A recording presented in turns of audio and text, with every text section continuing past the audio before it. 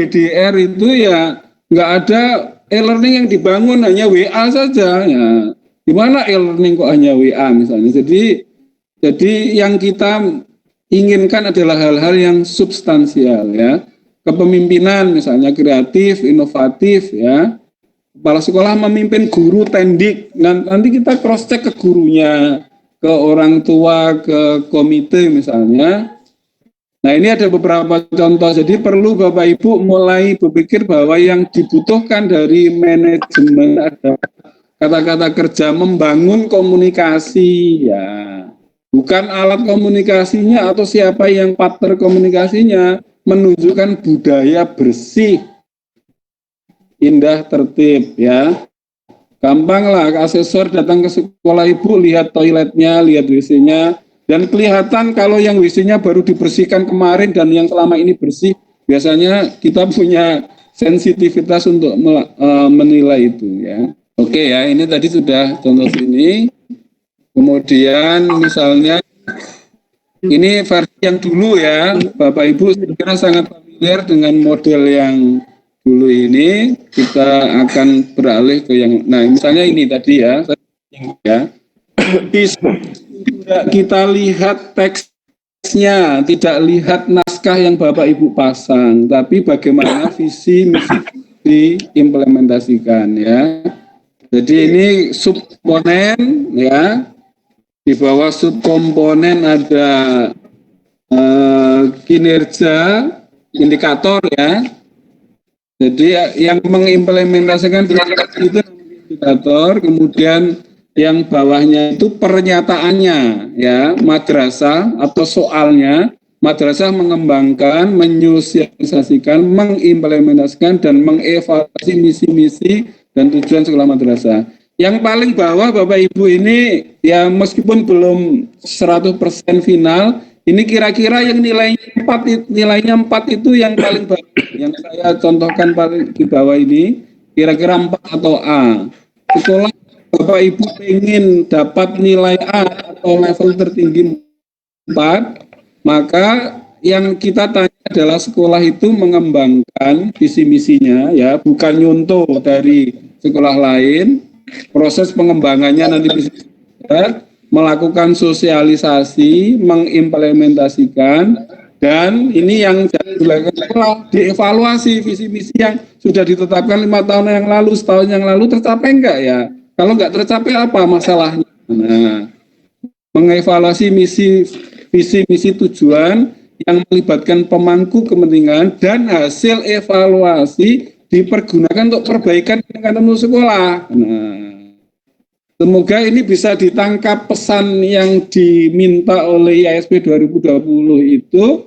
Bapak Ibu punya visi misi, dipahami oleh semua elemen sekolah, guru, tenaga pendidikan, bahkan komite orang tua. Kita ini ingin 5 tahun yang akan datang seperti ini misalnya. Kita ingin menjadi sekolah yang paling baik se-kabupaten atau misalnya se-provinsi misalnya.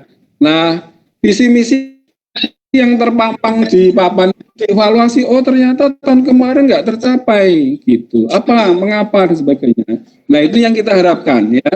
Mohon ini mulai dipahami untuk mempersiapkan nanti tahun 2020 kalau misalnya itu nanti menjadi ada atau masih berikutnya.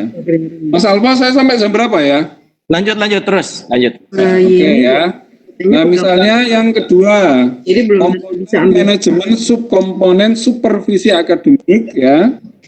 Indikatornya apa? Kepala sekolah menunjukkan kompetensi supervisi akademik ya. Kemudian pernyataannya, kepala sekolah menunjukkan kompetensi supervisi akademik untuk membantu guru ya. Ini garis bawah Bapak Ibu ya, membantu guru memperbaiki mutu pembelajaran. Karena tadi saya sampaikan Pak, ini misalnya mutu lulusan menjadi poin yang sangat penting ya. Nah, kompetensi kepala sekolah tidak hanya instrumental, tapi digunakan enggak gitu. Yang supervisi kepala sekolah itu untuk memperbaiki mutu pembelajaran ya. Kalau kompeten sekolahnya tapi enggak dimanfaatkan ilmunya ya, nilainya enggak itu. guru ada nggak forum-forum untuk mengevaluasi bagaimana guru mengajarnya? Nah, itu yang dibenar. Kepala sekolah sempat nggak sih kadang-kadang memantau guru atau guru baru misalnya, bagaimana agar mengajarnya itu, kadang-kadang ada banyak guru yang masih mengajarnya dari catatan lama, kemudian didikte, murid ngantuk, tidak ngantuk, nggak peduli, ya itu berarti itu bagian dari pekerjaan yang harus diselesaikan oleh kepala sekolah. Nah, nilai tertinggi Bapak Ibu yang paling bawah itu, poin paling bawah. Kepala sekolah merencanakan, melaksanakan, ingat ya semuanya verb, kata kerja ya, mengevaluasi dan melakukan tindak lanjut atas hasil supervisi akademik kepada guru secara berkelanjutan. Itu maksudnya berkelanjutan itu konsisten, sustainable, dan berdampak signifikan terhadap kinerja guru. Jadi rapat-rapat itu kalau bahasa agama bagian dari muhasabah, itu adalah bagian dari supervisi akademik ini. Gimana kok siswa mengeluh kalau Bapak Ibu mengajar semua tidur dibiarkan, nah itu bagian dari supervisi akademik. Oke ya, berikutnya. Nah ini contoh dulu misalnya ya, Bapak Ibu ini mohon maaf saya berikan contoh orde lama dan orde, kok pakai istilah orde Mbak Salvaya ya, perangkat lama lah ya, perangkat lama, perangkat baru, biar Bapak Ibu bisa menggambarkan dulu. Biasa menjawab butir 100 itu misalnya SMK, kepala sekolah melaksanakan tugas kepemimpinan yang menjabarkan visi, merumuskan tujuan, menganalisis tantangan, membuat rencana, meningkatkan motivasi, menjawab lingkungan, dan meningkatkan mutu, ya, memberi teladan. 8-9 tugas gitu ya. Oke, ini contoh yang lama, ini nanti insya Allah sudah, nah ini contoh yang sekarang ya, kepemimpinan. Apa yang diinginkan oleh PSP 2020 terhadap kepemimpinan? Subkomponen kepemimpinan, indikatornya mempraktekkan kepemimpinan kreatif, inovatif, partisipatif, efektif, tif, banyak sekali tif-tifnya ya. Kepala sekolah memimpin guru ya, kalimatnya sudah verb, sudah kata kerja yang sangat jelas, tenaga pendidikan untuk mengembangkan ide kreatif dalam usaha pengembangan sekolah, melaksanakan secara konsisten, partisipatif dan seterusnya. Nah, kalau kepala sekolah yang hadir di sini pengen nilai tertinggi nih, ya level tertinggi ini, memimpin guru, ide kreatif, menggunakan dalam RKS, kegiatan anggaran sekolah, penyusunannya melibatkan warga, stakeholder lain, ya, konsisten, akuntabel, transparan. Nah, ini aspek kepemimpinan, ya. Oleh karena itu, Bapak Ibu, seperti tadi saya sampaikan, asesor kata Mas Alfa itu melakukan triangulasi, ya, dalam bahasa orang kualitatif itu ngecek antara dokumen, kemudian observasinya dia sendiri dan wawancara. Karena nggak bisa asesor mendapatkan data tentang ini hanya dengan dokumen, karena kita nggak tanya dokumen ya. Jadi dokumen-dokumen itu tidak sangat kita hindari agar sebelum visitasi dokumen ini harus ada dokumen ini, ada nggak? Kami melihat bagaimana kesaksian guru ya terhadap kepemimpinan kepala sekolah. Nah, itu yang kita dengarkan. Komunikasi ya, membangun jadi komponen komunikasi interaksi, kemudian interaksi warga sekolah, madrasah, orang tua, masyarakat yang harmonis ya. Ini pernyataannya sekolah membangun komunikasi interaksi antara warga sekolah ya, guru ya, forum-forum pertemuan ya. Saya kira ini penting Bapak Ibu ya. Ada kesadaran baru misalnya sekarang itu parenting sangat penting. Jadi yang dididik oleh sekolah itu tidak hanya siswanya. Itu sudah berkembang bahwa orang tuanya harus dididik. Karena sekolah menerapkan disiplin tertentu, ternyata di rumah kan enggak sama aja. Jadi komunikasi antara kepala sekolah dengan orang tua, masyarakat ini penting untuk dilakukan. Apalagi sekarang cukup Zoom atau sudah bisa dilakukan komunikasi ya. Nilai tertinggi sekolah menunjukkan interaksi antara siswa, guru, madrasah secara harmonis dan berdampak. Nah ini yang penting ya, berdampak pada kerjasama yang lebih kuat. Masih sama di situ, menunjukkan budaya bersih, indah, aman, dan tertib, ya. Pembiasaan aman, tertib, bersih, aman untuk menjaga lingkungan sekolah yang kondusif. Tadi sempat saya singgung di depan Bapak Ibu, saya kira ini Prof. Baidowi tadi sudah menyebutkan bahwa misi penting pendidikan Muhammadiyah itu holistik, komprehensif, ya. Sehingga aspek kebersihan ini sering kita amati. Jadi dan kelihatan sekolah-sekolah yang tradisinya bersih itu kelihatan. Dan tidak harus kemudian implementasinya cleaning service. Kan anak-anak bisa dilibatkan, itu biasa sekolah agar mereka punya sense of belonging untuk menunjukkan suasana aman, tertib, ya. Interaksi sekolah dengan lingkungan masyarakat juga baik, ya. Berdampak persepsi positif. Nah, itu Bapak Ibu, ya. Saat kita cuplikan wawancara dengan orang tua, dengan guru, oh, sekolah Muhammadiyah ini terkenal, tertib siswanya. Sekolah ini sangat bersih, peduli sama lingkungan. Nah, itu yang kita butuhkan, bukan dokumen, oh cleaning service kita bekerja 7 hari, ya 7/24, bukan itu, ya. Kontrak sama cleaningnya enggak kita peduli apakah pakai cleaning atau pakai siswa sendiri, tapi persepsi positif terhadap masyarakat terhadap sekolah itu. Oke, ini keterlibatan masyarakat, ya, subkomponennya melibatkan masyarakat berbagai kalangan. Ini termasuk apa? Termasuk kalau misalnya SMK, termasuk Dudi dan sebagainya ada di sini, ya. Melibatkan masyarakat, orang tua dalam perencanaan Bapak Ibu, ya, pelaksanaan program, ya. Tidak sekedar daftar hadir misalnya Dudi untuk pertemuan, tapi mereka dilibatkan dalam merancang bagaimana, ya, kompetensi kita di bidang misalnya TKR misalnya lebih baik gitu. Nah, mengajak misalnya mitra ini agak panjang deskripsinya tapi nggak apa-apa, ya. Nah, kurikulum, ya, Bapak Ibu pasti bisa membedakan dengan pertanyaan yang lama, ya. Nggak tahu saya sertakan di sini nggak, belum, ya, bahwa subkomponennya pengelolaan kurikulum bagian dari manajemen, ya. Kemudian mengelola implementasi kurikulum secara sistematis, prosedural, dan efektif, ya. Ini jadi tidak, ya, kita bisa bandingkan lah Bapak Ibu di perangkat lama kurikulum, ya. Saya kira sebagian masih punya apa pertanyaannya. Bentar, saya lihat di sini kurikulum, ya. Oke, kurikulum, bentar.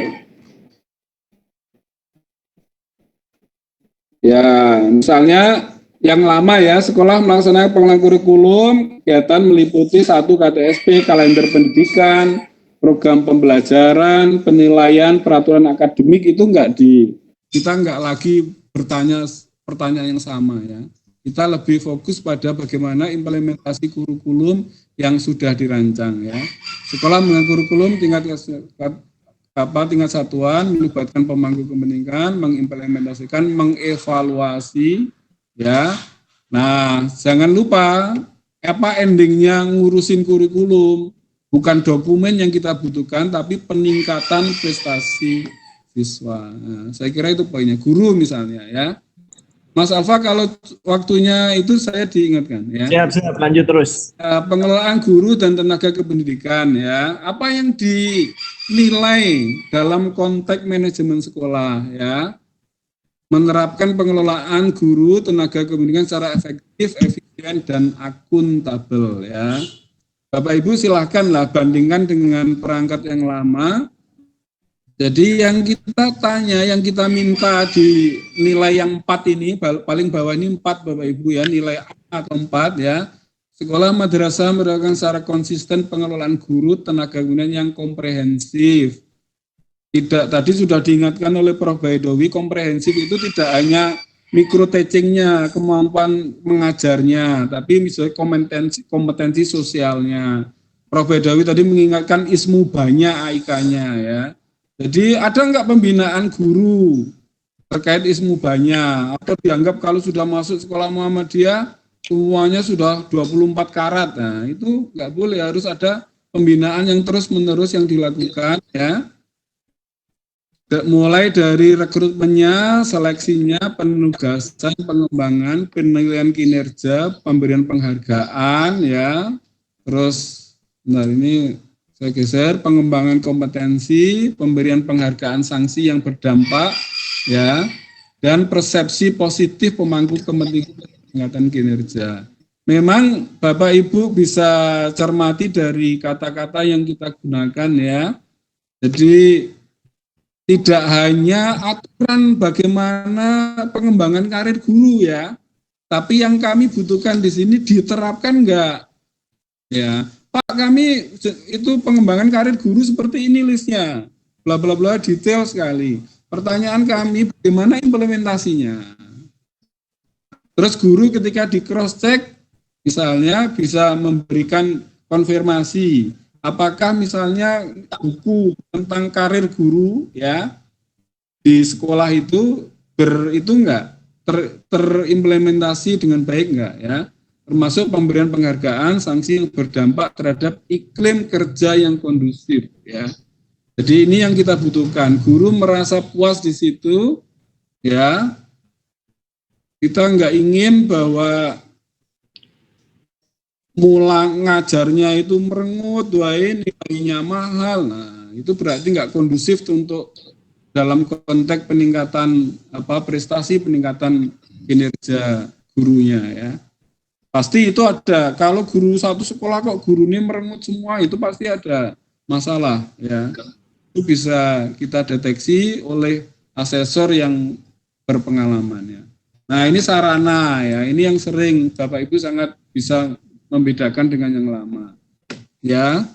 Subkomponen pengelolaan sarana, kemudian indikatornya adalah mengelola sarana prasarana sekolah, kemudian pernyataannya, sekolah madrasah melaksanakan pengelolaan sarana prasarana dengan baik untuk mendukung PBM yang berkualitas. Jangan lupa Bapak Ibu, sarana sekolah yang baik itu untuk proses pembelajaran, bukan untuk pamer atau untuk apa, ya.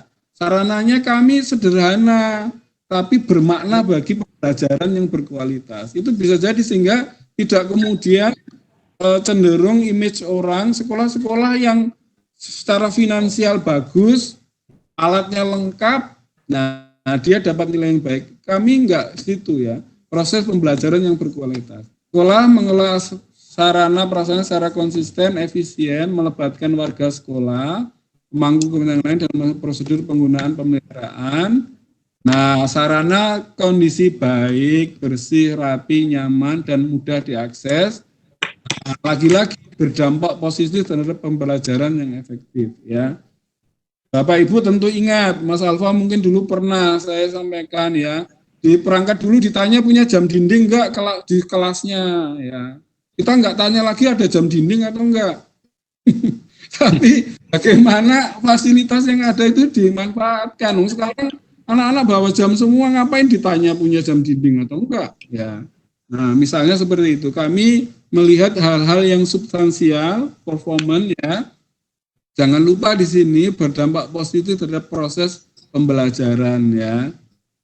Jadi ini pengelolaan sarana yang di ESP 2020 yang kami butuhkan ini bersih, rapi, ya, bukan mewahnya, ya, tapi fungsional, ya. Alat-alat ini. Nah, ini terkait pembiayaan, ya. Nomor berapa ini pembiayaan? Oh, masih ada 4 lagi, ya. Oke, apa yang kita butuhkan? Pak Saidi. Gimana? 2 menit lagi. Oke, ya, ini pembiayaan. Saya kira Bapak Ibu bisa baca di sini APB, anggaran pendapatan belanja, RKAS, ya, transparan akuntabel, ya. Anggaran belanja berdasar evaluasi diri, ya, bukan berdasar kepentingan, ya, melibatkan komite. Laporan keuangan diaudit, ya, secara internal maupun eksternal. Kesiswaan, ya. Kesiswaan ini ada 2 butir Bapak Ibu, ya, ada 2 pertanyaan. Pembinaan kesiswaan, ya, mengimbangi minat bakat, ya. Prestasi untuk menghasilkan prestasi. Ini outputnya, ya. guru. Nah, ini ada BK ya. Pertanyaan tentang bimbingan konseling juga ada. Layanan bimbingan konseling pribadi, sosial, akademik.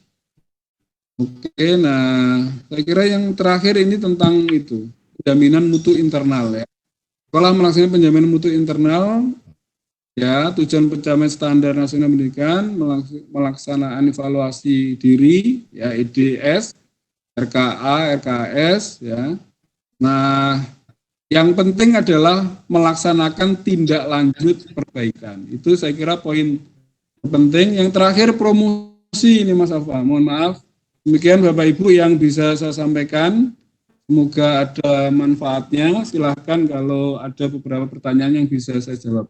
Kurang lebihnya mohon maaf. Nasrul minallah wa fathun qarib. Wabasyiril mu'minin. Assalamualaikum warahmatullahi wabarakatuh. Terima kasih pada Pak Sayuti yang sudah memberikan paparannya yang sangat komprehensif. Tentunya nanti kita bisa elaborasi pada saat diskusi. Untuk selanjutnya saya akan persilahkan kepada Bapak Mas Kuri untuk bisa memberikan paparannya. Monggo Pak, silakan.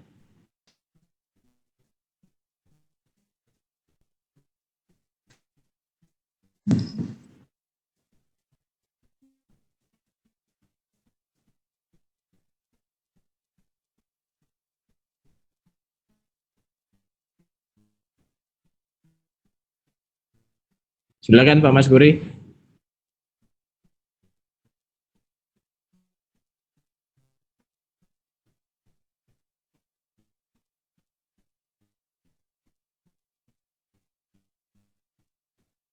Bisa Pak?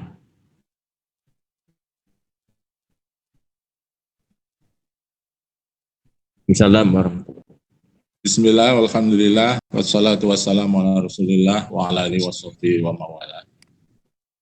Alhamdulillah pada pagi menjelang siang hari ini kita bisa hadir dalam acara webinar terkait dengan paradigma baru akreditasi sekolah madrasah di era digital. Bagaimana kesiapan sekolah madrasah Muhammadiyah? Tadi secara konsep paradigma baru sudah dijelaskan oleh Pak Tony dan juga terkait bagaimana manajemen sekolah madrasah dalam kaitannya dengan paradigma baru akreditasi ini. Saya ingin menjelaskan terkait dengan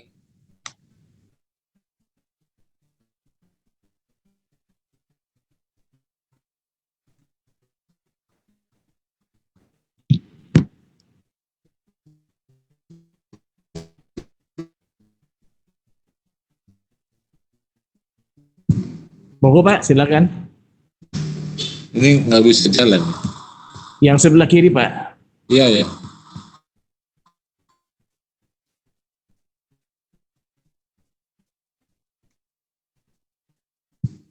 Berubah, kenapa ya? Itu yang ada halamannya Pak, yang bar sebelah kiri Pak. Iya ya udah ini. Ya, ada angka 1, 2, 1, ada tanda panahnya ke bawah.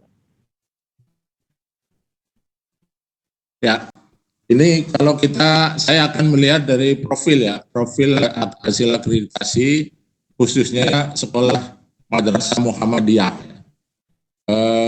Data kita itu sumber dari data PDPSP ya, tahun 2020. Jadi sekolah kita itu ada 5.573 dari mulai SDMI, kemudian BA. Sekolahnya sendiri ada 3.642, kemudian madrasahnya ada 931.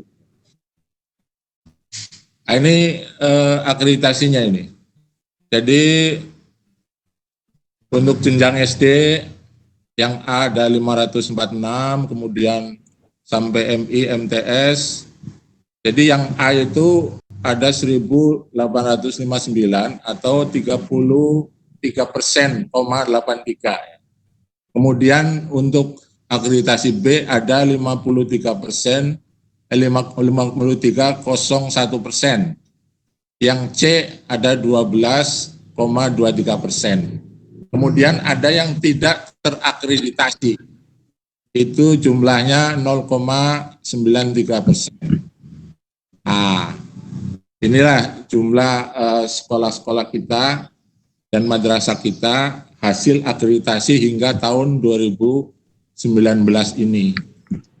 Jadi yang A itu ada 33%, kemudian yang B 53%, yang C 12%, yang TT 1% ya. Ini kalau dibanding dengan data nasional, ini yang sebelah kiri adalah sekolah madrasah Muhammadiyah, kemudian yang non Muhammadiyah ya. Jadi kalau A tadi di sekolah Muhammadiyah ada 33,83%, kemudian yang secara nasional non Muhammadiyah ada 26,36%. Kalau dari data ini sekolah kita masih di atas rata-rata. Kemudian bagian B-nya yang akreditasi B sama ini 53%, hanya beda di belakang komanya. Kemudian yang C kita 12,23%, di nasional itu 17,69%.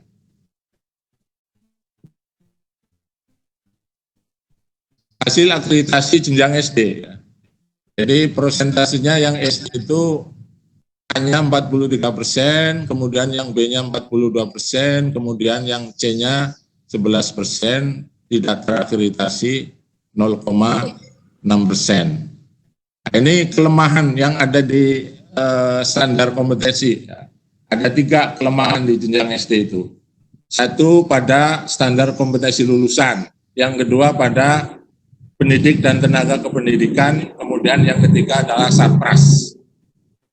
Di SKL itu kelemahannya apa? Pengalaman belajar seni dan budaya lokal rendah. Jadi sekolah-sekolah kita itu pengembangan budaya dan seni itu rendah. Ini saya kira menjadi bahan PR kita. Kemudian kemampuan memecahkan masalah sederhana rendah. Pengalaman belajar berkomunikasi lisan maupun tulisan rendah.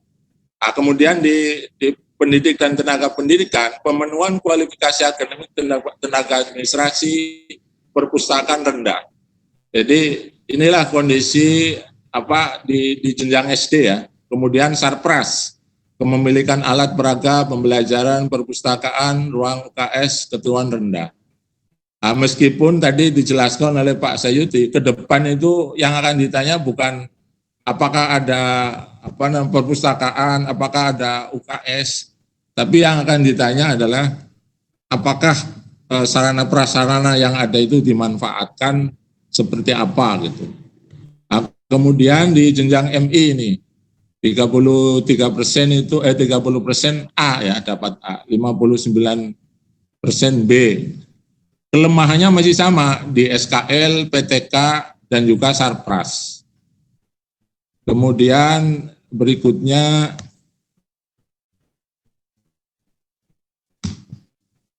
ini untuk distribusi standar nasional SD ya.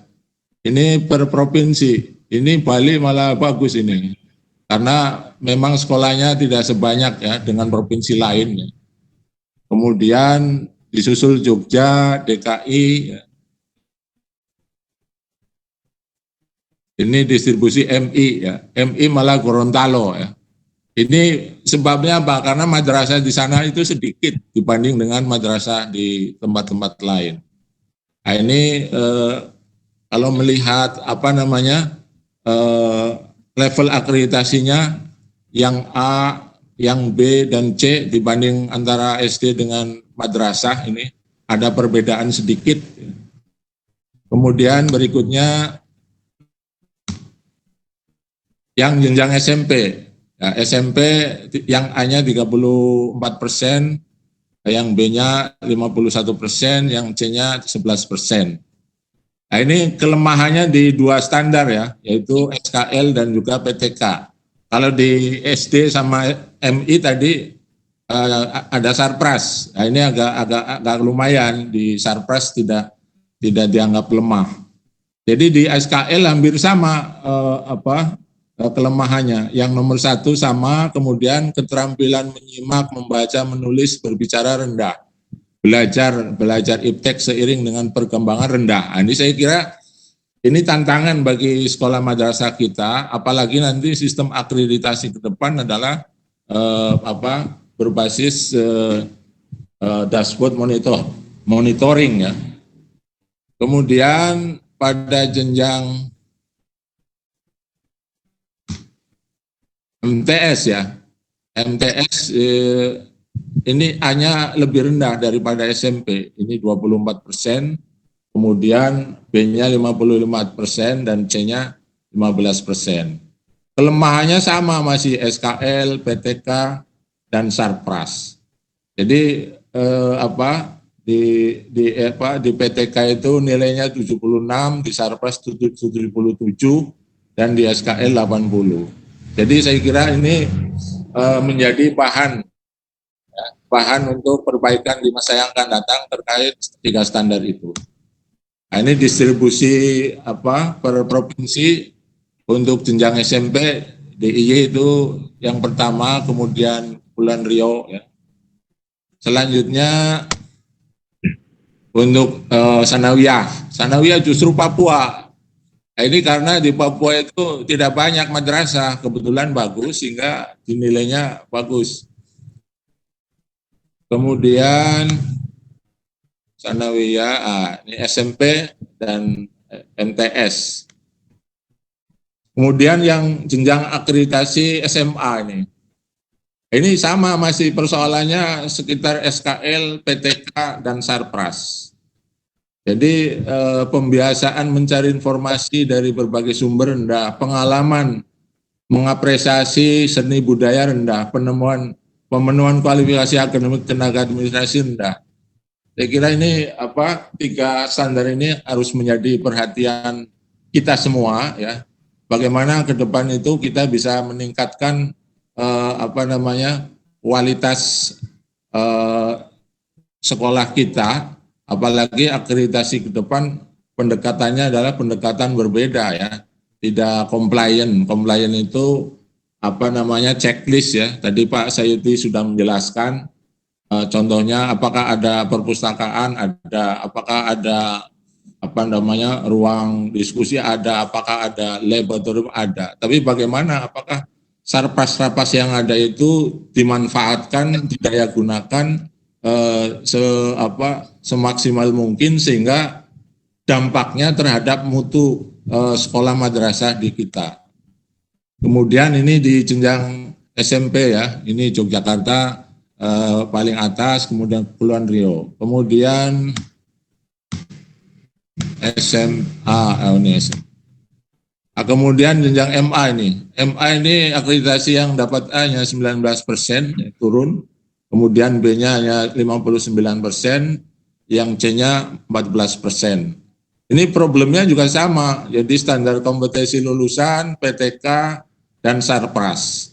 Jadi hampir berulang ya, jadi pembiasaan mencari informasi dari berbagai sumber rendah, pengalaman mengapresiasi juga rendah, pemenuhan kualifikasi akademik dan perusahaan rendah.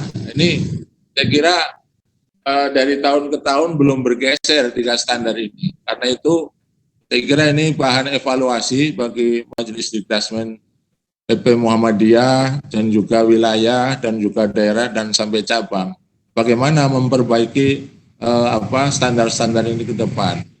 Akreditasi ke depan adalah mutu lulusan itu menjadi bagian penting ya, yang diukur mutu lulusan. Mutu lulusan itu dipengaruhi oleh pembelajaran yang bermutu. Pembelajaran yang bermutu itu dipengaruhi oleh mutu pendidik, mutu guru. Mutu guru itu dipengaruhi oleh manajemen. Tadi Pak Sayuti sudah menjelaskan. Jadi untuk akreditasi ke depan fokusnya adalah 4, yaitu mutu lulusan, kemudian mutu pembelajaran, mutu guru, dan manajemen sekolah madrasah. Karena itu saya kira dari sekarang sekolah dan madrasah kita harus memperbaiki dari kelemahan-kelemahan yang ada. Nah, ini untuk distribusi SNP SMA Muhammadiyah DKI ini yang paling pertama ya, disusul kemudian Kalimantan Timur, Jogja. Ini MA ya, MA Jogja juga. Nah, ini yang hasil akreditasi yang nilai A itu berkisar 90 ke atas ya. Kemudian yang B itu angkanya 80. Nah, yang sebelah kanan itu Madrasah Aliyah. Nah, ini yang hasil akreditasi jenjang SMK ini.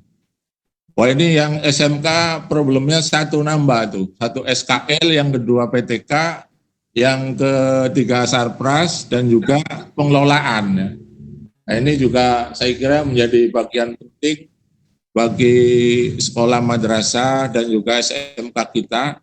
Dari kelemahan-kelemahan yang ada itu menjadi evaluasi ke depan bagaimana memperbaiki sekolah madrasah kita.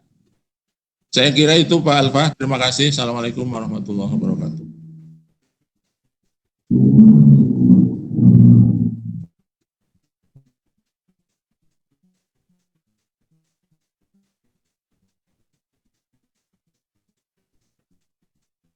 Ya, Pak Alfa silakan.